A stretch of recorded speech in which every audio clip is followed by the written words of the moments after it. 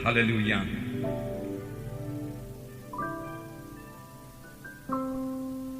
Saudaraku, topik firman Tuhan pada hari ini diambil daripada pembacaan Alkitab kita. Biarlah kita bertambah hari, bertambah giat membaca Alkitab kita sambil merenungkan firman Tuhan tersebut, karena ini akan mengobatkan seluruh hidup kita. Apalagi firman Tuhan merupakan makanan rohani kepada kita. Firman Tuhan juga menambahi iman kita. Firman Tuhan berkata, iman datang daripada mendengarkan firman Tuhan. Sekaligus firman Tuhan itu, saudaraku, menyucikan kita. Sucikanlah mereka itu dalam firman-Mu. Firman-Mu adalah kebenaran, firman Tuhan berkata. Sekaligus, saudaraku, firman Tuhan memberikan hikmat kebijaksanaan kepada kita. Isilah hati kita penuh dengan firman Tuhan. Janganlah miskin daripada firman Tuhan. Juga firman Tuhan merupakan senjata rohani kepada kita, saudaraku. Tuhan Yesus pada waktu dia melawan setan, dia berkata, ada tersurat. Setan, dia berkata, ada tersurat, hanya dari roti saja manusia hidup, tapi daripada tiap-tiap firman yang keluar dari mulut Allah. Jangan cobai Allah Tuhanmu. Ada tersurat, dia katakan. Ada tersurat, engkau hanya menyembah Allah Tuhanmu saja. Lalu setan mundur daripada Tuhan Yesus. Karena Tuhan Yesus memakai satu senjata yang sangat ampuh, yaitu firman Tuhan, yang sampai sekarang ini belum kehilangan kuasanya. Amin, saudara. Jatuh cintalah pada firman Tuhan. Amin, saudara. Isilah hati kita dengan firman Tuhan. Baca terus, bertekun terus, saudaraku. Supaya hati saudara penuh dengan firman Tuhan. Supaya apa yang dikatakan dalam Kolose pasal 3:15, biarlah firman Tuhan diam dengan segala kekayaannya di dalam hatimu. Firman Tuhan yang diam dengan segala kekayaannya dalam hati kita akan mengubahkan hati kita, akan mengubahkan seluruh hidup kita. Bahkan menurut Amsal pasal 4 ayat 20-22, firman Tuhan yang berdiam dengan kayanya dalam kita akan membawa kesembuhan bagi kita dan membawa kehidupan baru kepada kita, kehidupan yang cinta kepada Tuhan Yesus. Biarlah semua kita jatuh cinta kepada Tuhan Yesus. Topik firman Tuhan pada hari ini yaitu supaya hati kita jangan menjauh daripada Tuhan. Pada akhir zaman ini biarlah hati kita melekat kepada Tuhan. Mazmur 91 berkata, hatinya melekat kepadaku. Adakah hati kita melekat pada Yesus, saudaraku? Kita renungkan sebentar pada pagi hari ini. Janganlah jauh hati kita ini dari Tuhan Yesus. Pada pagi hari ini, adakah kita memikirkan tentang Tuhan Yesus, saudaraku?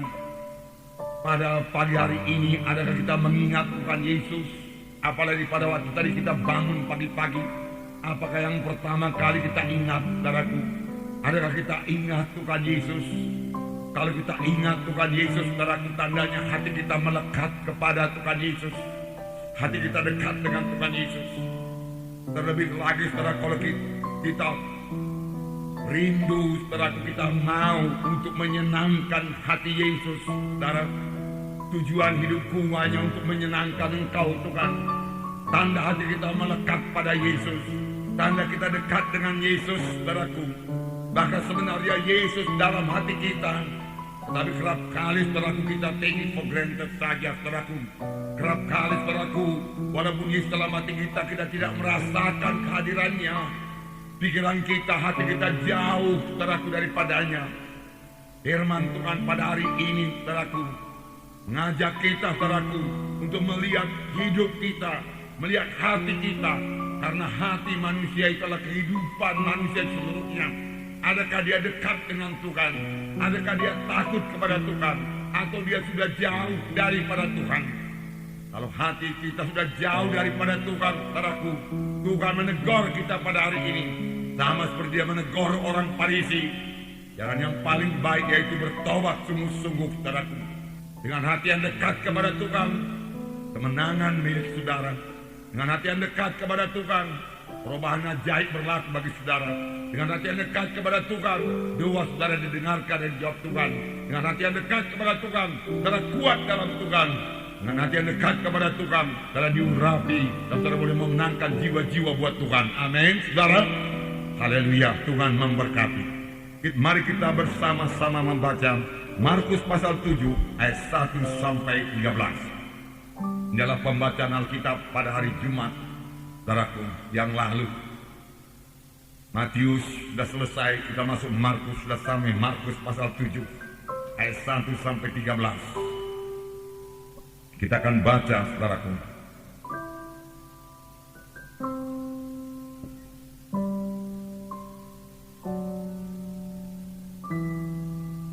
Mari bersama-sama. Pada suatu kali, serombongan orang Farisi dan beberapa ahli Taurat dari Yerusalem datang menemui Yesus. Mereka melihat bahwa beberapa orang muridnya makan dengan tangan najis, yaitu dengan tangan yang tidak dibasuh. Sebab orang-orang seperti orang-orang Yahudi lainnya tidak makan kalau tidak melakukan pembasuhan tangan lebih dahulu, karena mereka berpegang pada adat istiadat nenek moyang mereka. Dan kalau pulang dari pasar, mereka tidak makan kalau tidak lebih dahulu membersihkan dirinya. Banyak warisan lain lagi yang mereka pegang, umpamanya hal mencuci cawan, kendi, dan perkakas-perkakas tembaga. Karena itu orang-orang Farisi dan ahli-ahli Taurat itu bertanya kepadanya, "Mengapa murid-muridmu tidak hidup menurut adat istiadat nenek moyang kita, tetapi makan dengan tangan najis?" Jawabnya kepada mereka, "Benarlah nubuat Yesaya tentang kamu, hai orang-orang munafik. Sebab ada tertulis, bangsa ini memuliakan aku dengan bibirnya, padahal hatinya jauh daripadaku. Percuma mereka beribadah kepadaku, sedangkan ajaran yang mereka ajarkan ialah perintah manusia. Perintah Allah kamu abaikan untuk berpegang kepada adat istiadat manusia." Yesus berkata pula kepada mereka, "Sungguh pandai kamu mengesampingkan perintah Allah, supaya kamu dapat memelihara adat istiadatmu sendiri. Karena Musa telah berkata, hormatilah ayahmu dan ibumu, dan siapa yang mengutuki ayahnya atau ibunya harus mati.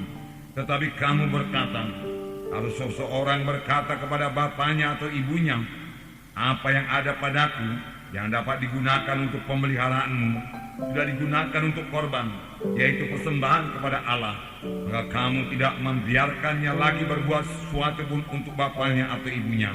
Dengan demikian firman Allah kamu nyatakan tidak berlaku demi adat istiadat yang kamu ikuti itu, dan banyak hal lain seperti itu yang kamu lakukan." Saudaraku, di sini kita melihat orang-orang Farisi, orang-orang Yahudi datang kepada Tuhan Yesus. Mereka dari luar kelihatan sangat beragama, sangat mematuhi peraturan-peraturan agama, sampai kepada peraturannya sekecil-kecilnya. Tetapi peraturan-peraturan yang mereka lakukan hanya bahagian luar saja, hanya bahagian badani saja. Misalnya hal mencuci tangan. Mencuci tangan kalau mereka mau makan, itu memang satu hal yang baik juga untuk kebersihan. Tetapi terutama yang mereka tegurkan kepada murid-murid Tuhan Yesus bukan soal kebersihan. Mereka merasa itu melanggar undang-undang Tuhan. Kemudian mereka mempunyai adat pembasuhan lagi. Misalnya mereka baru pulang dari pasar, dari pekan, mereka membasuh tangannya supaya suci, dia katakan. Oleh sebab itu pada waktu murid-murid makan dengan tangan yang tidak berbasuh, mereka berkata, mereka makan dengan tangan yang najis. Mereka itu najis, demikian dikatakan. Dan mereka juga punya adat pembasuhan cawan, kendi, barang-barang perkakas dari perak dan lain sebagainya. Jadi banyak pembasuhan. Tiap-tiap hari berbasuh, tiap-tiap hari dibasuh, saudaraku. Itulah yang mereka pikir yang membawa mereka pada kesucian. Pembasuhan yang dari luar saja. Dan pada waktu mereka melihat murid-murid Tuhan Yesus makan dengan tangan yang tidak berbasuh, mereka merasa itu sangat najis. Nah, mereka berkata kepada Tuhan Yesus, "Mengapa murid-muridmu makan dengan tangan yang tidak berbasuh, dengan tangan yang najis?" Lalu Tuhan Yesus mengajar mereka. Tetapi kali ini Tuhan mengajar mereka dengan satu perkataan yang sangat keras. Tuhan Yesus memakai perkataan, "Hai kamu orang munafik," dia katakan. "Hai kamu orang yang berpura-pura," dia katakan. "Kamu tidak mengatakan apa yang dalam hatimu. Kamu hanya mementingkan bagian luar saja. mulutmu manis kepadaku, Tuhan Yesus berkata, tetapi hatimu jauh daripadaku. Percumalah kamu beribadah kepadaku, Tuhan berkata. Yang perlu kepadaku adalah soal hati, Tuhan berkata, bukan soal mulut, dia katakan, dan bukan soal luaran saja. Kamu beribadah kepadaku, tapi hatimu jauh daripadaku. Percuma saja, dia katakan. Dan perintah Allah kamu abaikan untuk melakukan adat istiadatmu. Perintah Allah kamu sampingkan, dia katakan, supaya kamu membuat adat istiadatmu. Dan firman Tuhan kamu putar balikkan untuk keuntungan dirimu sendiri. Sebab kamu berkata, aku tidak perlu menolong orangku, karena uang yang kupakai untuk menolong orang tuaku sudah kuberikan untuk korban persembahan kepada Tuhan, yang kebanyakan hanya alasannya saja supaya dia bebas tanggung jawab untuk menjaga orang tuanya. Padahal firman Tuhan dalam hukum 10 dikatakan, hormatilah ayahmu, hormatilah ibumu. Dengan demikian kamu mengabaikan firman Tuhan untuk kepentingan dirimu sendiri. Tuhan Yesus berkata. Jadi pada hari ini, saudaraku, kita melihat soal hati. Adakah hati kita ini dekat kepada Tuhan? Adakah hati kita patuh kepada Tuhan? Saudaraku, tidak cukup hanya mendengar saja.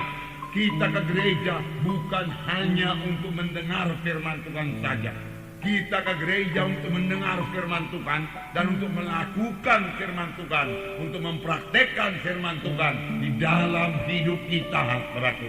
Dan itu hanya bisa dilaksanakan kalau kita memperhatikan firman Tuhan tersebut, saudara, dan kita menyangkal diri untuk melaksanakan firman Tuhan tersebut, menyangkal kehendak daging kita ini supaya kita bisa melakukan firman Tuhan.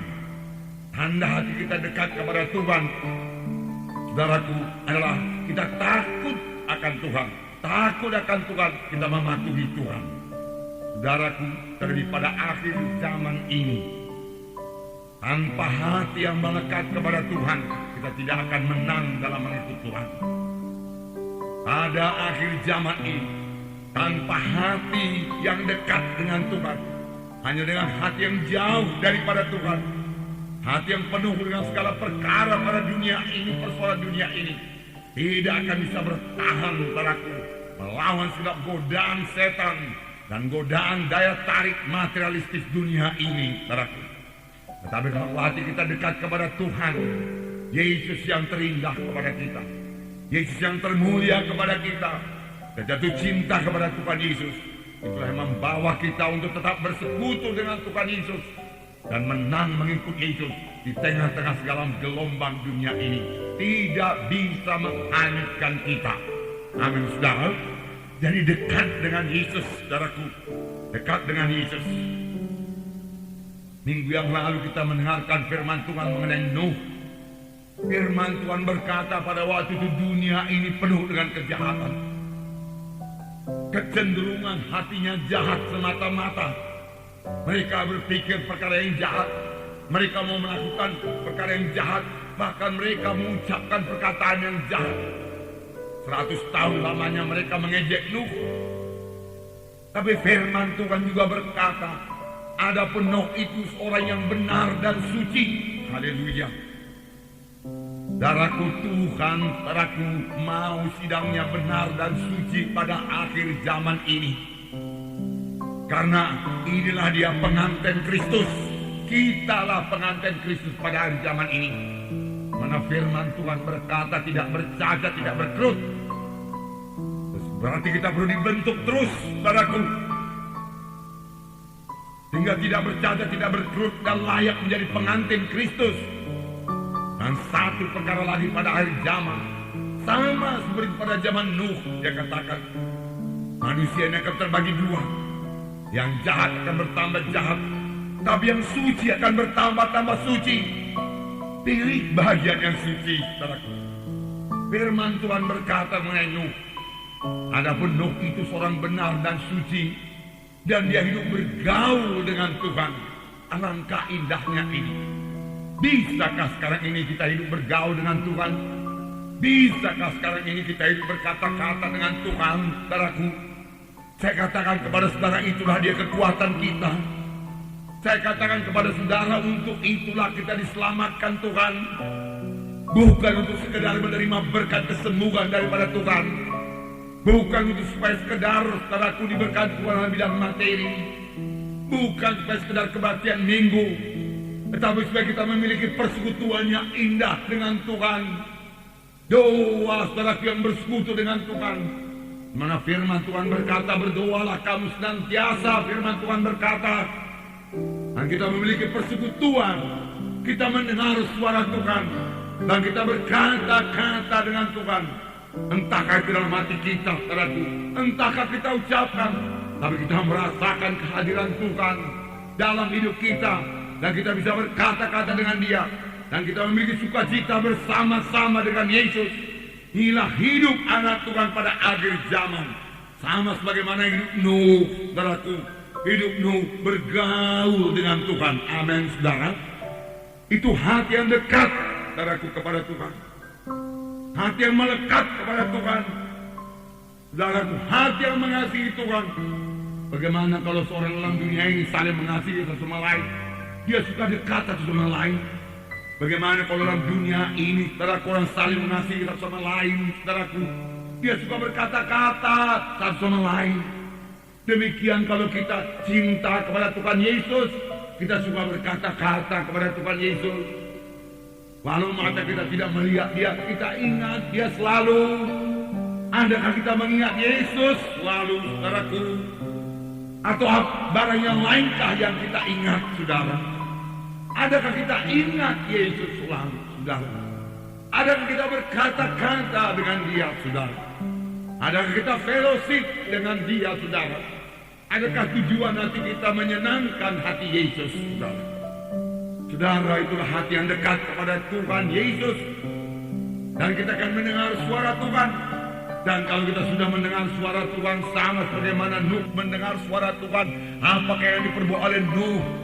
Nuh melakukan segala sesuatu yang diperintahkan Tuhan, tepat seperti yang diperintahkan Tuhan kepadanya. Tidak menyimpang ke kiri, tidak menyimpang ke kanan. Tepat. Tuhan berkata, bangun bahtera 300 meter panjangnya. Dia katakan 50 meter lebar, 30 meter tingginya. Dan Nuh berbuat tepat seperti yang diperintahkan Tuhan. Walaupun perintah Tuhan itu bukan satu pekerjaan yang mudah. Membangun bahtera 300 meter teraku sampai sekarang merupakan pekerjaan yang sukar, saudara. Itu lebih besar daripada gedung yang besar, saudara.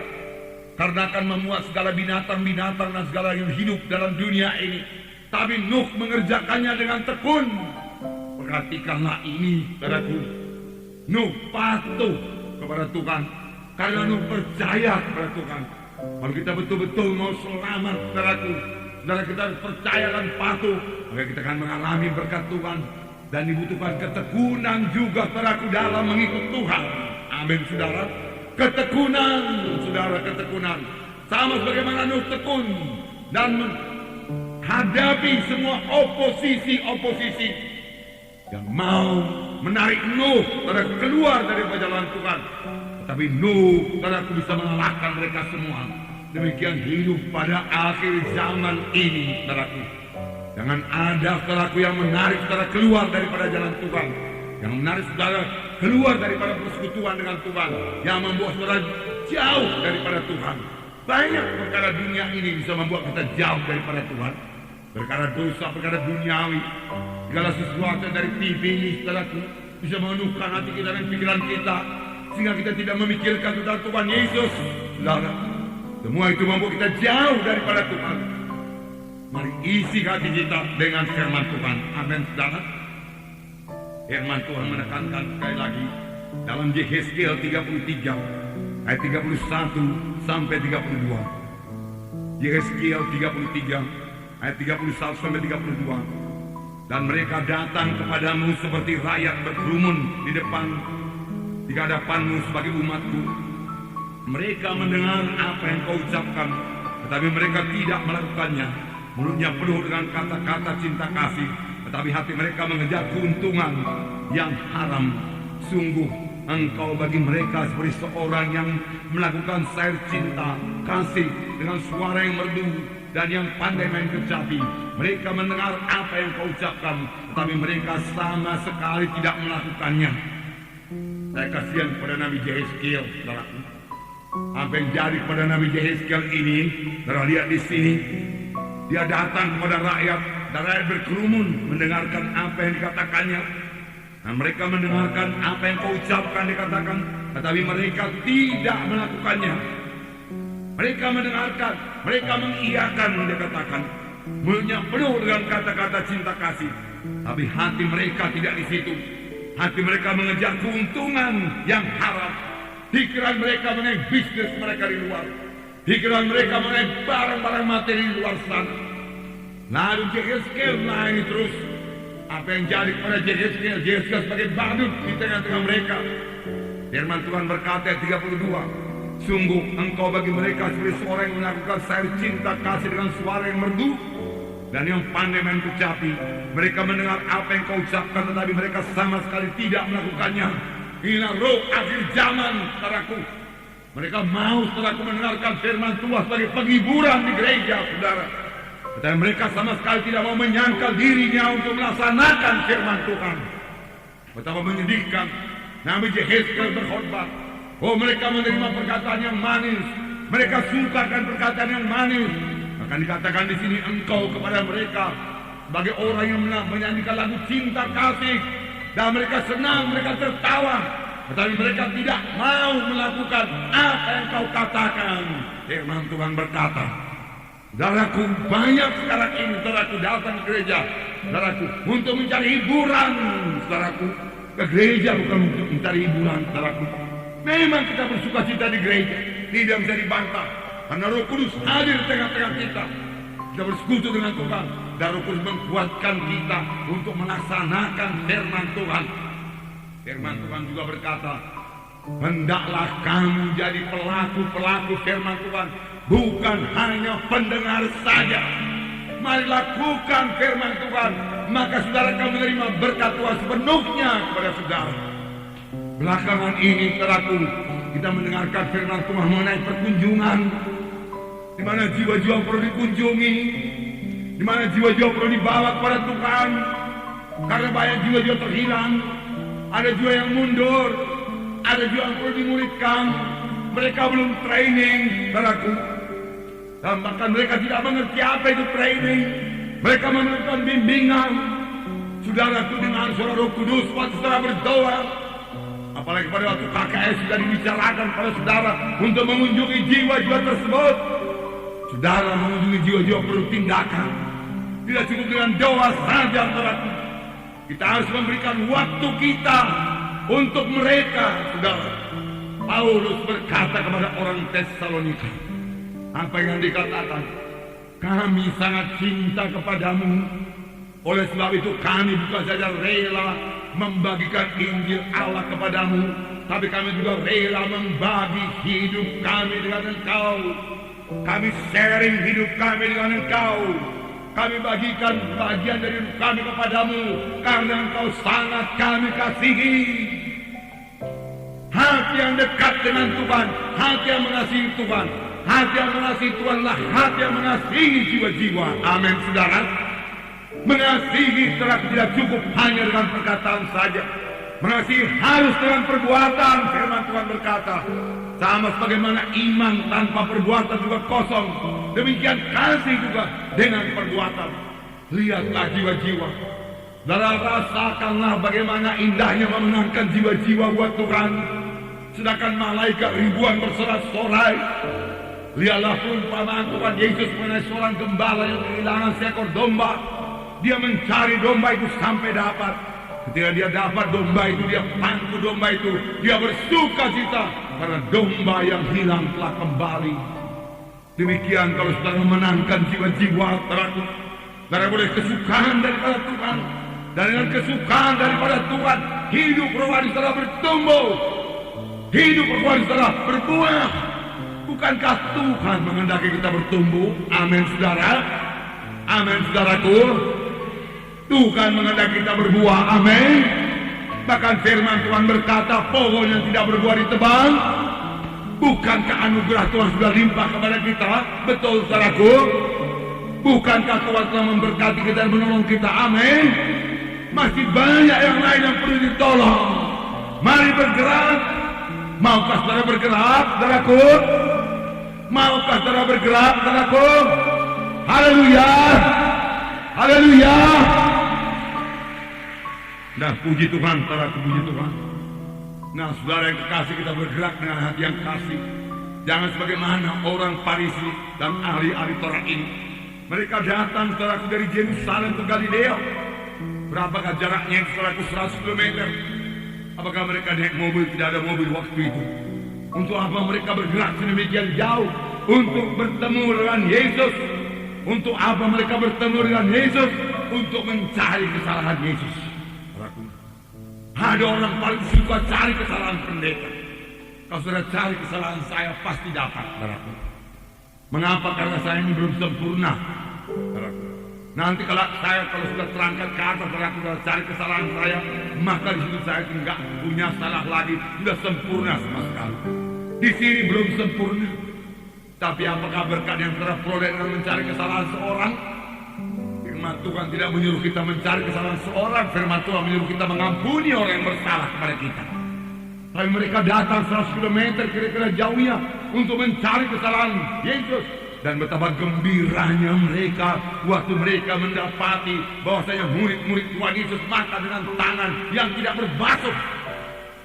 Kalau sekiranya mereka datang kepada Yesus, jalan 100 km untuk mencari kesembuhan, mereka pasti pulang dengan kesembuhan, saudaraku.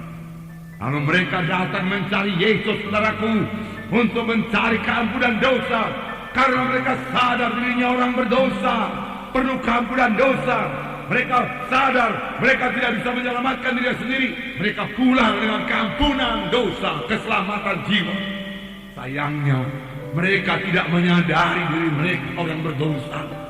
Maka mereka menyadari diri mereka lebih benar daripada Yesus. Sampai mereka berani menegur Tuhan Yesus. Mengapa murid-murid memakan dengan tangan yang najis? Mereka tidak kenal Yesus. Mereka katanya orang beragama yang menunggu Mesias. Tapi Tuhan Yesus berkata, engkau buta, engkau tidak kenal tanda-tanda zaman. Aku sudah datang, engkau tidak kenal.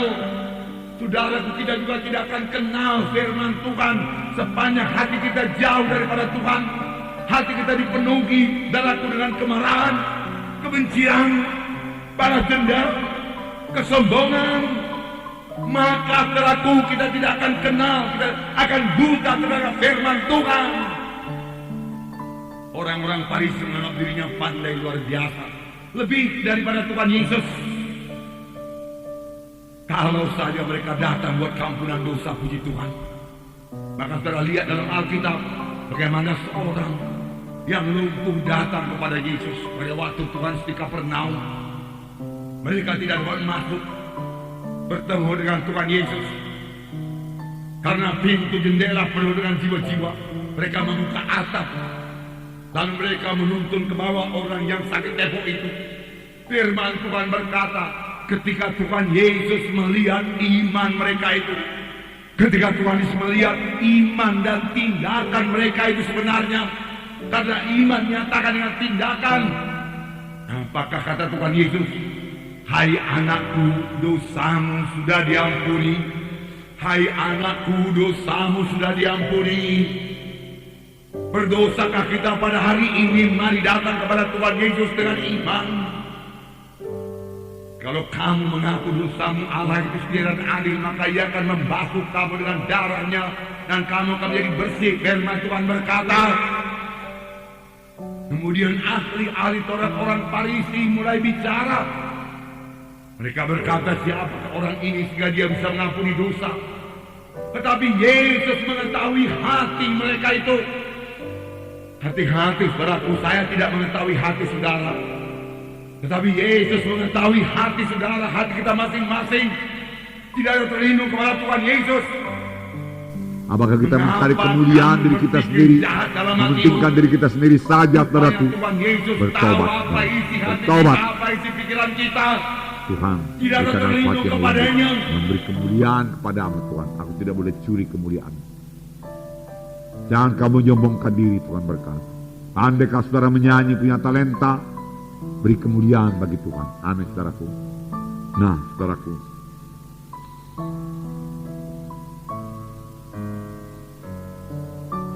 bersihkan. Pembersihan mulai dari dalam. Dimulai dari lahir baru. Amin. Harus lahir baru lebih dahulu. Selamat. Kemudian, saudaraku, baharui hati saudara dengan firman Tuhan. Amin. Oleh sebab itu baca terus firman Tuhan. Firman Tuhan itu menyucikan saudara. Saudaraku mengikut Tuhan ini, saudaraku, nah, harus menyangkal diri. Harus ada waktu baca firman Tuhan. Nah, selama sebagaimana saudara berangkat kerja di pagi hari, saudara harus punya waktu makan sarapan. Demikian saudaraku secara rohani, saudara harus punya waktu makan makanan rohani. Amin. Makan makanan rohani. Kemudian berdoa. Alangkah indahnya berdoa di pagi hari. Jangan lakukan dulu apa-apa sebelum berdoa. Bangun bersukacita dan berlutut kepada Tuhan dan berseru pada nama Tuhan. Tuhan Yesus, terima kasih buat hari yang baru. Terima kasih buat perlindungan-Mu. Besarlah kasih, besarlah kemurahan-Mu. Selamat sejahtera kami pada pagi hari ini. Segala puji hormat syukur bagi-Mu. Ku sembah Kau Tuhan, ku sembah Kau Tuhan. Haleluya. Kalau saudara pandai menyanyi, silakan menyanyi buat Tuhan. Silakan menyanyi dalam roh, silakan menyanyi nyanyian biasa buat Tuhan. Silakan berdoa bersekutu dengan Tuhan. Silakan mohon pimpinan Tuhan. Dan mohon apakah perintah Tuhan pada hari itu. Dengarkan suara Tuhan dan patuhi suara Tuhan. Seberapa banyak anak-anak Tuhan dipimpin oleh Roh Kudus. Roma 8 dan 14. Amin, saudara. Nah, kalau saudara berbuat demikian dan saudara mematuhi Tuhan, saudara tetap pada batang anggur. Lalu kekuatan mengalir kepada saudara, kesanggupan mengalir kepada saudara. Firman Tuhan hidup diberikan Tuhan kepada saudara. Pengertian rohani saudara bertambah-tambah. Saudara bertambah intim dengan Tuhan Yesus. Sama seperti Nuh, hidup bergaul dengan Tuhan. Hidup berkata-kata dengan Tuhan. Amin. Maka hati saudara bertambah hari bertambah disucikan Tuhan. Hati saudara bertambah baru, bersih, bertambah-tambah mengasihi.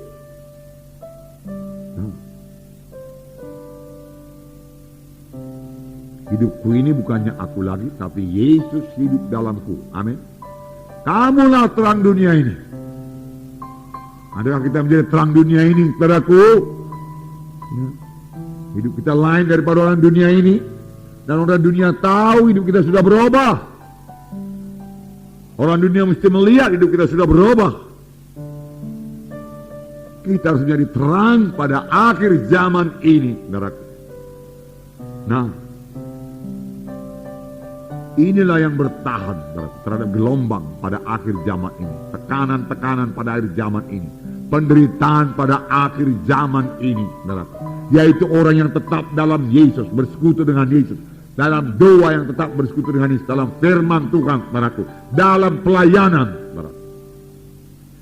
Tidak boleh cukup hanya berdoa. Baca firman Tuhan saja mementingkan diri sendiri. Tidak pernah memperhatikan orang lain keluar. Tidak pernah menginjili, memuridkan. Gak bisa juga, saudara harus memberi buah. Amin. Itu akan membuat saudara sibuk, saudaraku. Kerja buat Tuhan. Membuat peristiwa saudara bertambah indah dan bersyukur kepada Tuhan dan berkata-kata kepada Tuhan.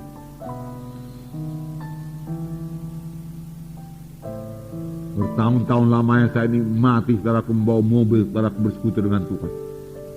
Pulang-pulang kebaktian jauh tengah malam, saudaraku.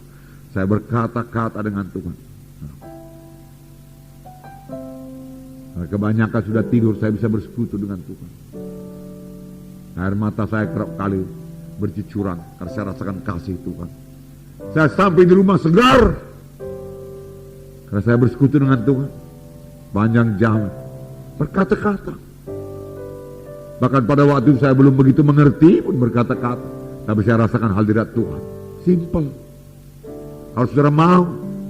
Bisa juga pikiran ini dibawa melayang-layang ke sana, melayang-layang kemari, segala macam disorongkan setan. Tapi saya tidak mau. Nah, saya bisa tidur nyenyak. Pagi-pagi bangun dan berdoa. Bangun dan berdoa.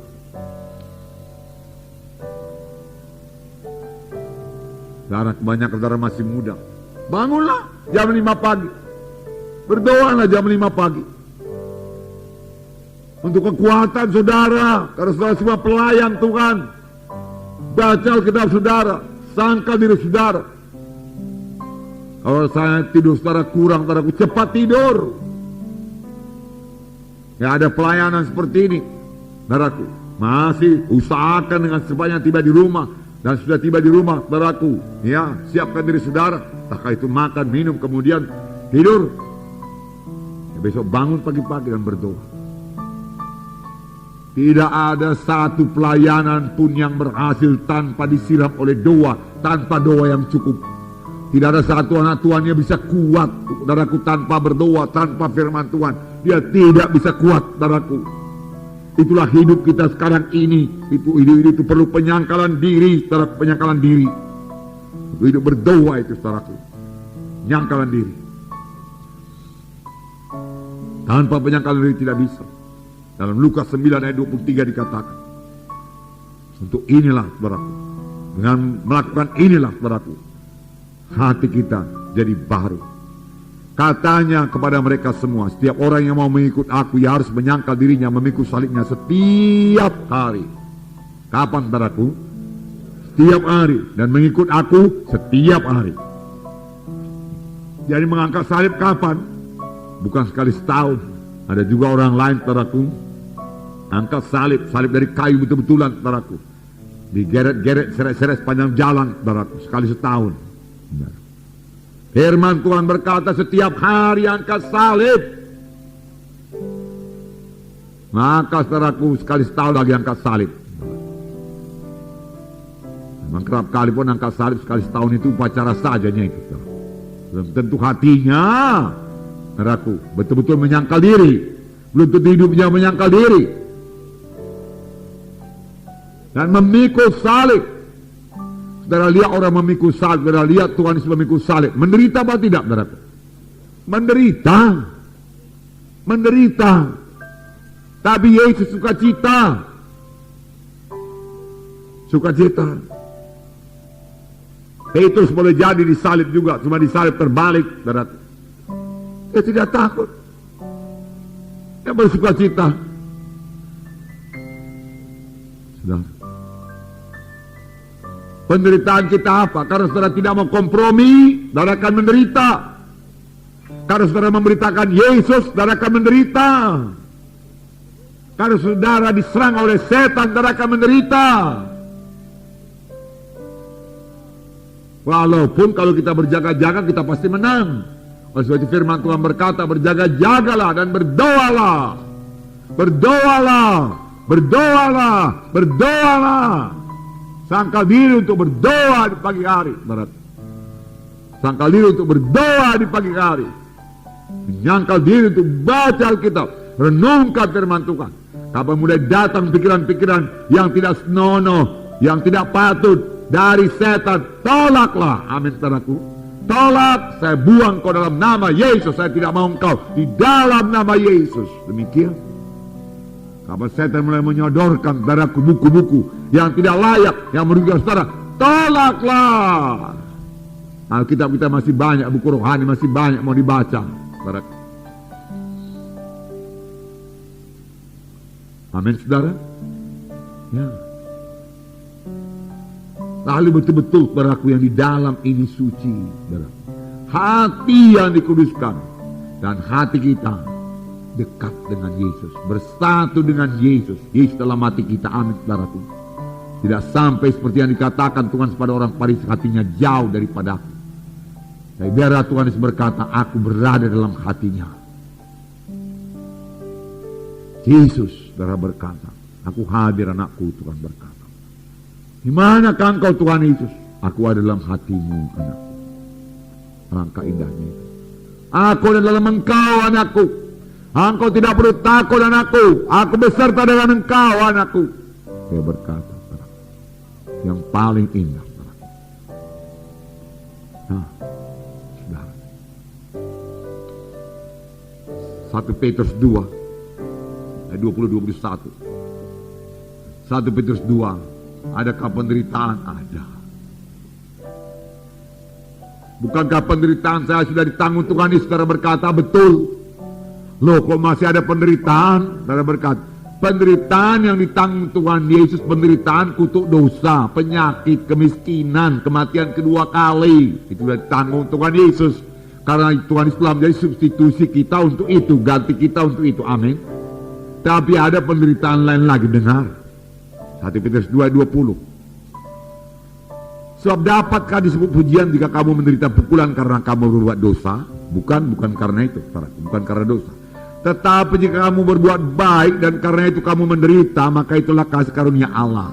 Sebab untuk itulah kita dipanggil, karena Kristus pun telah menderita untuk kamu dan telah meninggalkan teladan yang teladan bagimu, supaya kamu mengikuti jejaknya.